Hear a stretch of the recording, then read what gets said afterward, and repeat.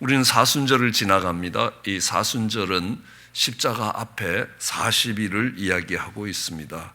그렇기 때문에 이 사순절은 십자가의 길을 통해서 그 끝에 있는 부활절에 닿는 기간이기에 우리는 이 사순절을 지나가면서 십자가에 대한 이 묵상들을 해가고 있습니다. 우리는 십자가가 어떤 의미를 가지고 우리에게 다가오는가, 그 십자가의 길을 걸어가는 사람들, 또 십자가가 우리에게 가르치고 있는 것들을 생각해 봅니다. 레위기서 1장부터 5장까지는 5가지 제사가 나옵니다. 속죄제와 속건제, 번제와 소제, 그리고 화목제입니다. 이 속죄제로 보면 우리의 눈물을, 우리의 죄악을 씻겨주시는 십자가입니다. 속건제로 보는 것은 우리의 눈물을 씻겨주시는 십자가라는 겁니다. 이 번제로 보면 사랑을 보여주시는 십자가라는 겁니다. 그리고 소제라는 것은 섬김을 보여주는, 우리로 서로 사랑하게 만들어가는 그런 십자가입니다. 그리고 화목제는 하나님과 우리와 형제 자매, 그리고 세상 사람들과 이 화목해 하는 관계를 만들어가는 십자가라는 것들을 알 수 있습니다. 그 십자가는 하나님의 능력이고 멸망하는 자에겐 미련한 것이지만 구원을 얻는 우리에겐 하나님의 능력이고 하나님의 지혜이며, 이것이 고난이 아니라 요한복음은 하나님의 영광이라고 이야기합니다. 이것이 하나님이 우리에게 베푸신 가장 큰 은혜였다는 것을 알 수 있습니다. 이 십자가가 세워질 때 3가지 기적이 일어나는 겁니다. 어둠이 덮이고 휘장이 갈라지고 죽은 자들이 살아나는 모습들을 보게 되는 것입니다. 이것이 십자가가 가져오는 3가지 중요한 결과라는 것들을 알 수 있습니다. 그리고 그 십자가라는 직접적인 단어를 사용하지는 않았지만 그것이 십자가를 의미하고 있는 것들이 우리 성경에 많이 있다라는 것들을 알 수 있습니다. 우리는 갑절의 영감을 구하는 엘리사, 그 엘리사가 구했던 갑절의 영감은 장자의 직분입니다. 악한 세상 가운데서, 그 세상 가운데서 교회와 하나님의 도성들을 지켜가는 그 끝의 고백이 내 아버지여 내 아버지여 이스라엘의 마병이여 병거여 라고 하는 그 악한 시대에 하나님의 사람과 하나님의 도성들을 지켜가는 것이, 그 자리를, 그 사명의 자리를 요구하는 것은 십자가를 구하는 것이라는 겁니다. 범죄한 동생 베냐민을 위해서 종의 자리를 구하는 유다가 있습니다. 유다가 구했던 그 종의 자리, 분명히 십자가라는 것입니다.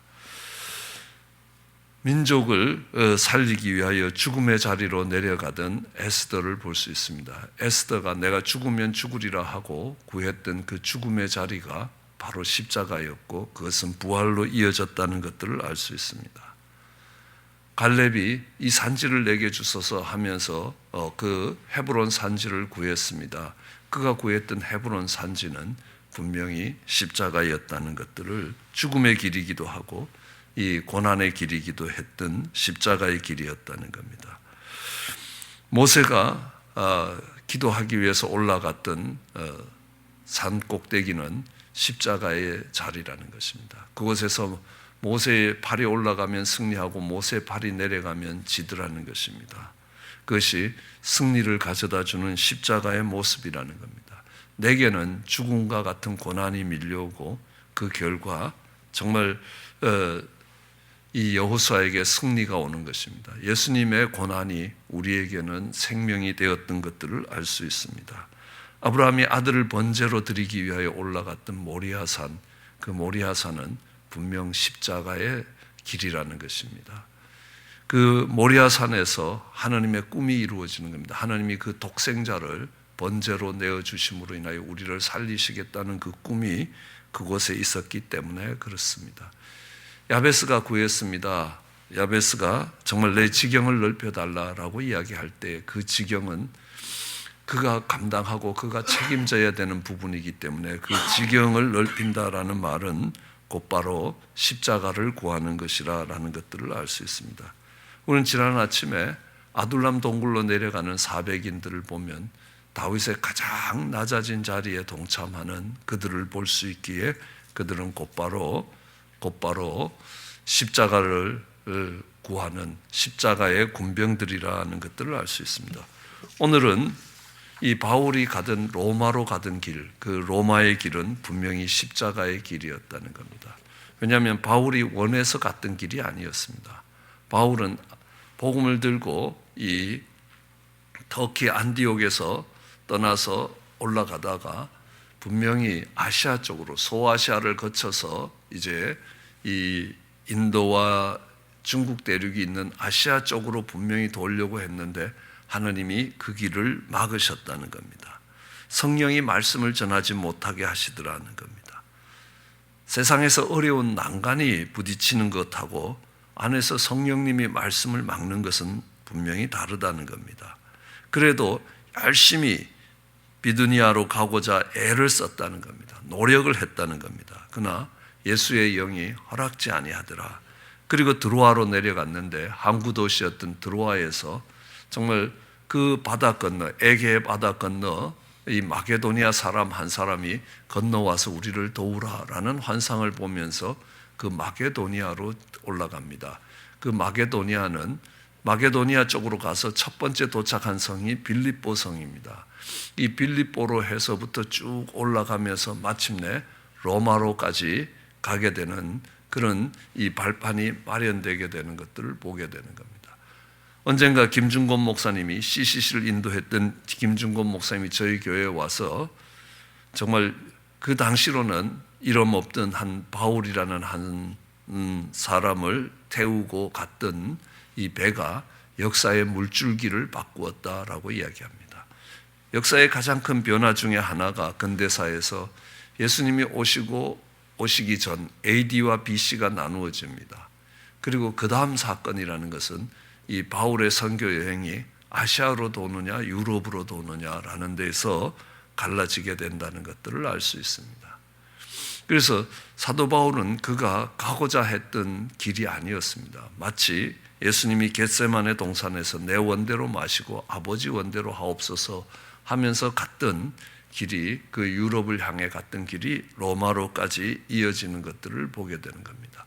그뿐만 아니라 사도행전 20장에 보면 이제 바울이 에베소에서 이 에베소 장로들과 작별을 하는데 그들이 눈물로 작별을 합니다. 왜냐하면 이 아가보라는 선지자가 당신이 예루살렘으로 가면 이렇게 결박을 당해서 로마에 끌려가 죽게 될 것이다 라고 이야기를 하는 것입니다. 그러므로 그 환상을 봤던 사람들이 말리죠. 로마로 가면 지금 예루살렘으로 가면 당신이 결박이 돼서 로마로 가게 될 것이고 그 로마에서는 죽임을 당하게 될 것이니까 가지 말라는 겁니다. 그러나 사도 바울은 하나님이 로마 황제에게 서서 복음을 전하게 될 것이라는 말씀을 이미 주셨기 때문에 로마로 가는 길은 반드시 가야 되는 길이지만 그것이 죽음이 기다리는 길이고 고난과 환난, 결박이 기다리는 길이라는 겁니다. 그럼에도 사도 바울은 그 로마를 향해 가고 있습니다. 그러기에 당연히 사도 바울이 갔던 그 로마의 길은 십자가의 길이라고 이야기할 수 있습니다. 사실 사도 바울은 그 로마에서 감옥에 갇힌 채 순교하게 되는 것들을 보게 되는 겁니다. 그뿐만 아니라 이 로마와 이 바울의 관계를 다시 보면요, 한국은 그런 경험이 있습니다. 일본의 나라를 빼앗기고 일본의 36년을 통치를 받는 동안에 얼마나 많은 고난의 시간들을 지나갔는지 우리는 경험을 하고 역사 속에서 배우게 되는 것입니다. 그러나 한국과 이 일본의 관계는 이 이스라엘과 로마의 관계에 비하면 훨씬 약하다는 것입니다. 로마는 이스라엘을 정복했습니다. 여러분들이 알다시피 AD 70년에 가면 이 이스라엘 사람들의 자존심이었던 성전을 돌 위에 돌 하나 남지 않게 무너뜨려 버린다는 겁니다. 그리고 그 이스라엘 백성들은 이제 세계적으로 나그네가 되어서 우리는 그 나그네를 디아스포라라고 이야기합니다. 디아스포라가 돼서 온 세계에 흩어져서 2000년을 나라 없는 나그네로 살게 되는 것입니다. 그런 로마의 통치를 받는데 이 이스라엘 사람들은 참 자존심이 상했습니다. 우리는 하나님의 택한 백성이고 우리가 섬기는 하나님은 전능하신 하나님이고 정말 바다의 풍랑을 잠잠케 하시는 하나님이고 죽은 자를 살릴 수 있고 어떤 질병도 고칠 수 있는 전능하신 하나님이라고 생각하고 있었던 그들에게 있어서 정말 로마의 식민지가 되고 로마의 통치를 받는다는 것들은 얼마나 고통스러운 일인지, 육체적으로 물리적으로 고통스러운 걸 떠나서도 그들의 자존심이, 아니 그들의 존재 자체가 다 무너지는 일이었다는 것. 그럼에도 불구하고 사도 바울이 그 로마를 향해 복음을 들고 갔다는 겁니다. 어느 신학자는 이렇게 이야기합니다.